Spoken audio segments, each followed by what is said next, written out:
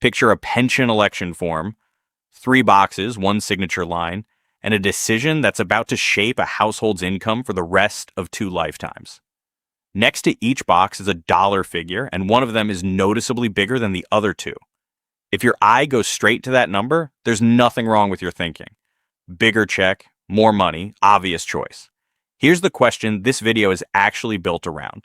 What if the biggest number on that form is the one detail your future depends on getting right? We're going to follow a fictional retiree named Robert through that exact decision. What his pension is really worth, what happens to it at tax time, and what it means for his wife Diane if he's not the one cashing the check 20 years from now. Robert isn't a real person or a real case file. He's a composite built from how these plans actually work, because the pattern matters more than any one person's story. Robert worked 28 years for the county.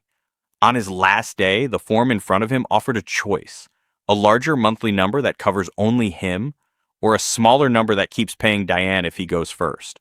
He circled the bigger number. Whether that was the right call depends on everything else in this video, so hold on to that thought because we're coming back to it. What your pension is actually worth. Start with what you're actually holding. Roughly 1 in 4 American workers today has access to a traditional pension, and that access isn't spread evenly. It's concentrated heavily in state and local government work. According to the Bureau of Labor Statistics, teachers, firefighters, police officers, county and city employees. If that's your world, your retirement math looks different from most of the countries because you're not relying on savings alone to produce income.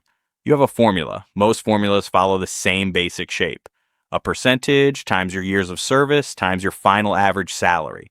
Robert worked 28 years and retired on a final average salary of $72,000 with a 2% multiplier. 2% times 28 times $72,000 comes out to just over $40,000 a year, guaranteed for life. Here's a way to feel the size of that number. With the 10-year Treasury currently yielding around 4.7%, you'd need roughly $850,000 sitting in savings earning that rate to generate the same $40,000 a year on your own. That's not what Robert's pension is worth if he could somehow cash it in. Pensions don't work that way. It's a comparison to show how much guaranteed income like his is actually worth in today's market. A pension is often the single largest asset a retiree owns. It just never shows up on a net worth statement because it isn't sitting in an account with your name on it. But there's a catch almost nobody budgets for. Ask your plan whether your pension includes a cost of living adjustment, and if it does, ask exactly how it's calculated. Plenty of plans cap it at 1% or 2% a year, no matter what inflation actually does. If there's no COLA at all, that $40,000 buys a little less every single year of retirement. It won't shrink on paper, it shrinks in what it can actually buy. That's the difference between nominal income and purchasing power, and it's the first thing worth knowing about your specific pension, because everything else in this video builds on it. The tax chain reaction nobody warns you about. This is where Robert's plan got more complicated than it looked. You'll hear constantly in the financial media that retirees drop into a lower tax bracket. For someone with a pension, that's often just not true. And the reason is a chain reaction most people don't see until it's already happened to them. Nearly all of a standard employer pension is taxed as ordinary income, the same as a paycheck. The one exception is if you personally contributed after-tax dollars into the plan. In that case, a small slice of each payment can come back to you tax-free. For most people with a typical government or corporate pension, though, assume the whole check is taxable. Add Social Security, and here's the part that catches people off guard. The IRS decides how much of your Social Security counts as taxable using something called provisional income, roughly your other income plus half your Social Security benefit. Cross $34,000 as a single filer or $44,000 married filing jointly, and up to 85% of your benefit can get pulled into taxable income. Not taxed at 85%, 85% of it counted. That distinction matters, but the practical effect is the same. A pension plus Social Security alone can push a meaningful chunk of that benefit into taxable territory before you've touched a single retirement account.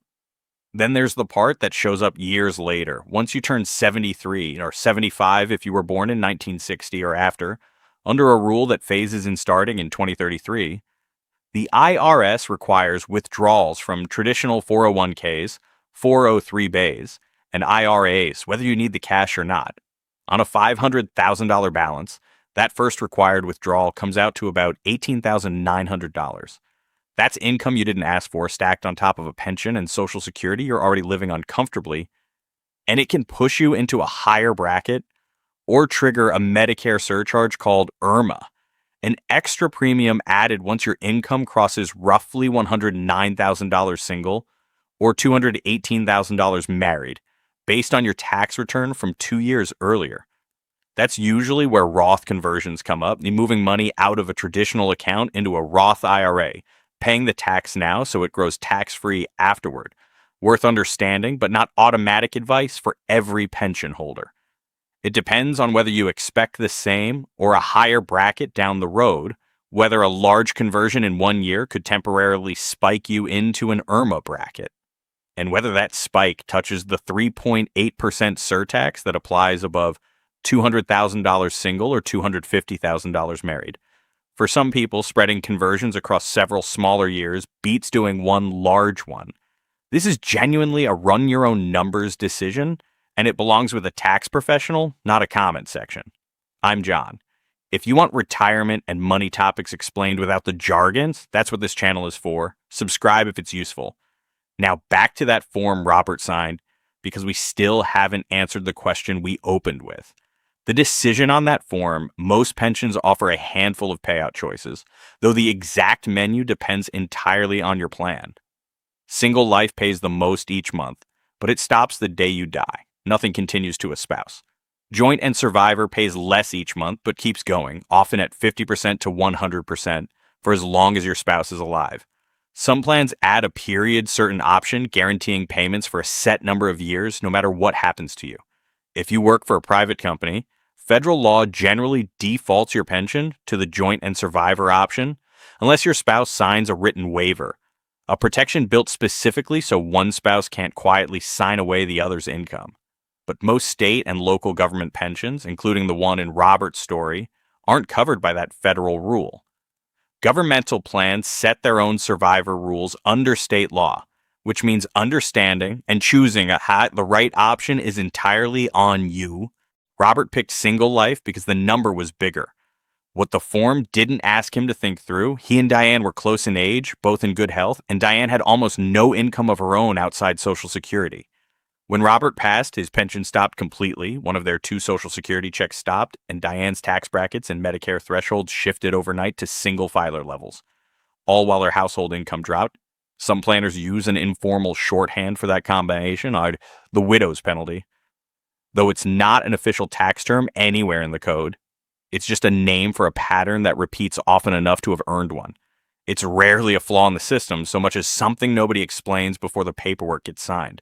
The fix isn't always joint and survivor either, and sometimes term life insurance paired with the higher single life payout works out better financially, but that only works if you run the comparison before you sign, not after.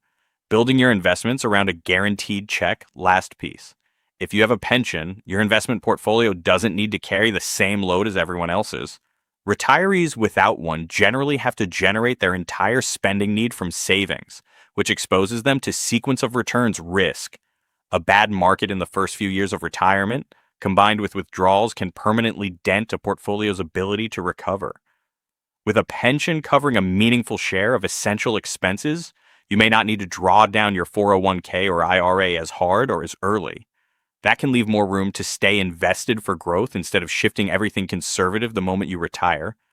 That's not a green light to take on more risk just because you have a pension. Someone with a small pension and a large portfolio still needs that portfolio doing real work. The actual rule is simpler. The size of your guaranteed income relative to your essential expenses should shape how much risk the rest of your money needs to carry. Before you retire, nor if you're already there, make sure you can answer these. What does your pension formula actually pay, and does it include a COLA? What happens to that income if you die first, and have you and your spouse compared the payout options side by side? How does your pension interact with Social Security taxation? What will required withdrawals look like once you hit your RMD age? And could a Roth conversion strategy reduce that bill? Could Medicare surcharges catch you off guard? And once you count the pension as the guaranteed income it is, How much is your portfolio actually on the hook to provide? This is educational information, not personalized financial or tax advice. Your numbers depend on your plan documents, your filing status, and your own projections. So bring these questions to your plan administrator and a tax professional before deciding anything. Robert's mistake was never really about which box had the bigger number. It was signing the form before he understood what he was actually choosing between. You don't have to make that same trade blind.